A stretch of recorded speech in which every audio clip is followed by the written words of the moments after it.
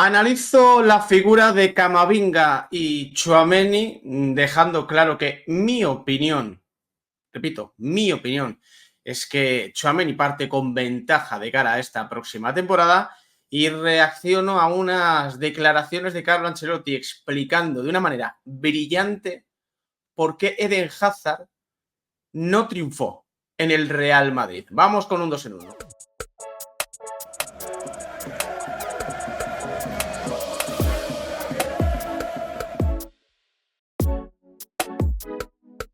¿Qué tal, familia? ¿Cómo estáis? Vamos con el segundo vídeo del día, un vídeo en el que quería tratar un tema de pura opinión, y esto lo quiero dejar claro desde el minuto 1, que es lo de Camavinga y Tchouaméni, y luego para el final una cátedra de Carlo Ancelotti en el podcast de Yo no vi Mikel, hablando sobre Hazard, ese fichaje que ilusionó a muchos. A mí me ilusionó muchísimo la llegada de Hazard, ya lo sabéis. De hecho, fue mi primer vídeo. Mi primer vídeo en YouTube fue sobre Hazard, y que finalmente fue un fracaso absoluto. El Madrid perdió un montón de dinero y este chico no llegó a triunfar. Bueno, no llegó a triunfar, no llegó a hacer nada en el Real Madrid. Y Carlo Ancelotti, en poco más de 60 segundos, da una explicación fantástica sobre por qué Eden Hazard se la pegó como se la pegó, evidentemente, en el Real Madrid. Pero me quiero detener en este primer punto, en el de Camavinga y Tchouaméni. Y vuelvo a recalcar que es una opinión. Yo no tengo nada de información de Carlo Ancelotti, ni nada de información de cómo va a ser la gestión de vestuario dentro del Real Madrid esta temporada. Sí que creo tener más o menos claro que el 11 del Real Madrid te diría que tiene 9 o 10 fijos, y que son Courtois, Carvajal, Mendy, en los laterales, obviamente. Militao, Rüdiger, 100% en el centro de defensa, básicamente porque no hay otra. En el centro del campo, Valverde y Bellingham son fijos. Y arriba, Rodrigo, Vinicius y Kylian Mbappé. Así va a empezar el Real Madrid la temporada. Ya lo hemos dicho muchas veces. Con el propio Mario Cortegana lo estuve hablando cuando estuvo aquí charlando conmigo un ratito, que Rodrigo parte como titular. Ya veremos. Luego, con el desarrollo de la temporada, si Arda Güler le come la tostada, si Brais le come la tostada, si no, yo creo que va a hacer una buena temporada Rodrigo. Pero hay una duda en el centro del campo. Y la duda en el centro del campo, sabiendo que muy posiblemente Real Madrid oriente su juego, su esquema al 4-3-3, es la posición de pivote.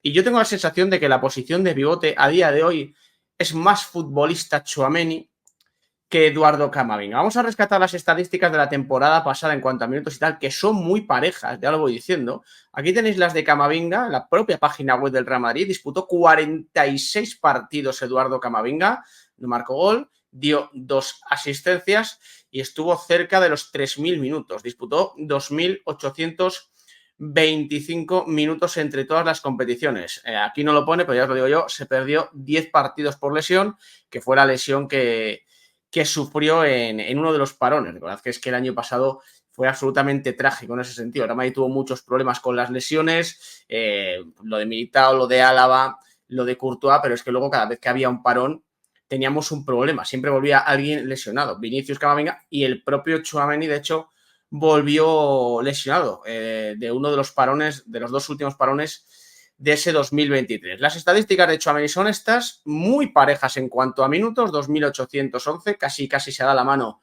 con las de Eduardo Camavinga, en este caso una asistencia y 3 goles, buena producción goleadora de Tchouaméni, alguno de ellos importante, sobre todo en Liga. En el caso de Tchouaméni sí es verdad que se perdió 16 partidos por lesión, con la mala suerte de que, de hecho, uno de los que se quedó fuera fue de la final de la Champions. Si la recordáis, Tchouaméni tuvo una lesión que le impidió llegar a ese partido en Wembley. Luego sí estuvo en la Eurocopa con Francia, pero a ese 1 de junio, no llegó. Sí lo hizo Camavinga, que fue titular en la final de Champions, pero en condiciones normales, con los dos al 100%, que así parece que van a llegar a la temporada, sin problemas de lesiones, toquemos madera, evidentemente.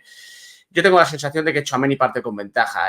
Lo veo además más hecho. Como pivote lo veo bastante mejor formado, y quiero recalcar lo de a día de hoy. Porque sí que, al igual que pienso que a día de hoy Tchouaméni para mí es el mejor pivote de la plantilla y es superior a Camavinga, creo que la carrera de Camavinga va a tener un abanico más amplio que le va a posibilitar tener también un techo más alto. Creo que Camavinga va a tener una mejor carrera, por su polivalencia, por esa manera de jugar, por esa manera de entender el fútbol, que Tchouaméni. Pero de cara a esta temporada y teniendo claro que salvo problemas de lesiones, Mendy va a ser capitán general en la izquierda, o sea que no vamos a ver experimento con Camavinga tal, yo veo a Tchouaméni siendo titular en el pivote y a Camavinga siendo suplente. Es un tema que no gusta mucho al madridismo porque Camavinga tiene muchos defensores, lógicamente es un futbolista fantástico, pero aquí se tiene que sentar gente.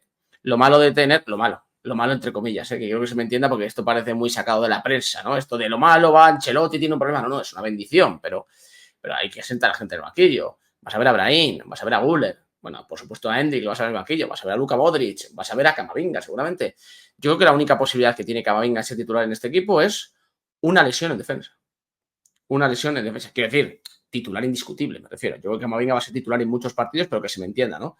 Una lesión de Mendy y veremos si encaja antes a Fran García o a Camavinga, o una lesión en el centro de la defensa que obliga a Carlo Ancelotti a retroceder a Tchouaméni a esa posición para dejar así a Camavinga en el pivote junto a Fede Valverde y Bellingham. Pero tened claro, yo lo veo así, que por ejemplo en el partido de la Supercopa de Europa, si ya Ancelotti perfila su 11 titular, yo creo que en ese 11, si los centrales están bien y si Mendy está en la banda izquierda, es Tchouaméni el que acompaña a Valverde a Bellingham. A lo mejor todavía no, porque sobre todo, fíjate, Bellingham va a llegar tarde, tal, pero ya primera, segunda jornada de liga, que todos han hecho más o menos una pretemporada normal y ya puedes ir definiendo poco a poco tu 11 tipo, tengo la sensación de que Camavinga arranca como suplente. Y luego terminamos el vídeo con las declaraciones de Carlo Ancelotti. En un podcast con John Obi Mikel, que oye, se está convirtiendo en un entrevistador de lujo con el tema del fútbol. Tuvo a Toni Kroos recientemente, ahora le toca el turno a Carlo Ancelotti. Bueno, pues hay un momento en el que le pregunta por Eden Hazard. Eden Hazard es el último gran fichaje que realizó Florentino Pérez antes de la llegada de Bellingham o del propio Kylian Mbappé esta temporada, aunque es verdad que Kylian Mbappé lo ha hecho a coste cero, ¿no? Fueron 100 y pico, 150, 160 millones de euros los que se gastó Florentino Pérez por Eden Hazard. Yo vuelvo a decirlo de siempre, ese fichaje había que hacerlo. O sea, luego fue un fracaso, sí. Se perdió un montón de dinero y este chico no dio una patada a un bote, es verdad. O sea, fue realmente frustrante lo de Hazard en el Real Madrid. En cuanto a rendimiento deportivo y económico, seguramente estemos ante el peor fichaje de la historia. Pero si tú me vuelves a poner en ese contexto, en ese escenario, yo vuelvo a fichar a Hazard. Porque venía de romperla en Inglaterra, pero de jugar increíblemente bien al fútbol, Eden Hazard. Bueno, pues llegó al Real Madrid, empezó a tener problemas con las lesiones y ya nunca más se supo. Bueno, pues Carlo Ancelotti, repito, en cerca de 60 segundos más o menos, deja una reflexión maravillosa. Dice el entrenador del Real Madrid, Hazard es un tipo fantástico. Estaba realmente entusiasmado y tenía buena relación con todo el mundo. Creo que el problema fueron las lesiones, pero también que le costaba estar en competición. No le gustaba entrenar y nosotros lo sabíamos. Pero cuando juegas cada 3 días, no es importante entrenar intenso. No eres capaz de entrenar a una gran intensidad. Tienes que entrenar con intensidad cuando no estás jugando partidos. En el Lille estaba siempre en el 11. En el Chelsea jugó fantástico y luego tuvo la lesión. Y cuando estás en el Real Madrid y tienes una lesión, tienes que volver y ser competitivo. Porque si no juegas, hay otro que puede jugar. Y por eso creo que tuvo dificultades para competir, para luchar y para jugar. Me parece una explicación fantástica de un hombre que ya tiene muchos tiros pegados en el mundo del fútbol y que si lo dices porque realmente lo piensa. Yo creo que en realidad hay poco debate en esto. Todos hemos tenido siempre la sensación de que Hazard era un vago.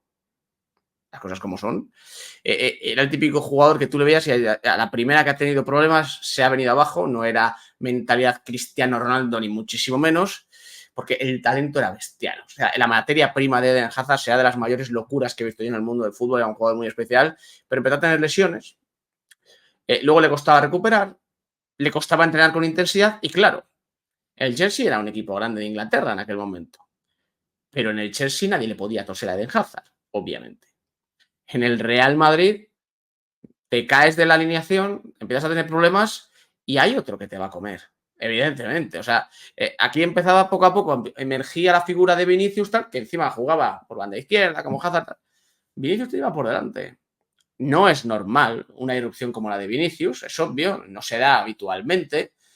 Es incluso un milagro que poquito después de despedir a Cristiano Ronaldo ganando una Champions te encuentres a un jugador tan escandalosamente bueno como Vinicius y tan decisivo. Pero esa explicación de Ancelotti me parece fantástica. A Hazard no le gustaba entrenar, lo sabíamos. Cuando hay partido entre semana, que hay 3 partidos en 7 días, los entrenamientos no son de intensidad porque no lo pueden hacer porque te cargas a los futbolistas, pero cuando hay semanas libres tienes que entrenar con intensidad. Y eso Hazard, por lo que parece, no lo hacía. Y empezaba otra vez el proceso y no podía entrar al 11. ¿Por qué? Porque el que lo había sustituido estaba jugando muy bien y estaba entrenando muy bien. Entonces, digamos que la radiografía que hace Carlo Ancelotti es: el problema empezó con la lesión, pero luego vimos que cuando se recuperaba de la lesión, este chico ni entrenaba con intensidad ni luchaba por estar en el 11. Y aquí Ancelotti, que es mucho de jerarquías y es mucho de poner a los grandes jugadores, pues vio claro que no podía tirar de Hazard. Alguna vez le daba la oportunidad tal, pero no podía. Porque Hazard tampoco se lo ganaba. Fue una pena, la verdad. Él mismo lo ha dicho, Carlo Ancelotti es un tipo fantástico. Hazard dejó buenas amistades en el vestuario. Todo el mundo hablaba maravillas de él. Pero como profesional, evidentemente, con esa mentalidad en el Real Madrid no funciona. Te puede funcionar en el Lille, te puede funcionar en el Chelsea, pero en el Real Madrid no, porque es que la exigencia del Real Madrid es enfermiza. Aquí no te vale con hacer 3, 4 buenos partidos cada mes y medio, tal, que no es lo que hacía Hazard, pero sí es lo que empezaba a hacer después de la lesión. Y evidentemente, volviendo a esa exigencia, si tú no la acompañas o no le das la mano a esa exigencia del Real Madrid, estás muerto deportivamente. Y la carrera de Hazard en ese sentido se acabó pronto. Bueno, tan pronto se acabó que él decidió colgar las botas. Se dio cuenta de que ya lo de la élite no estaba hecho para él. Gracias por acompañarme. Nos vemos en el siguiente.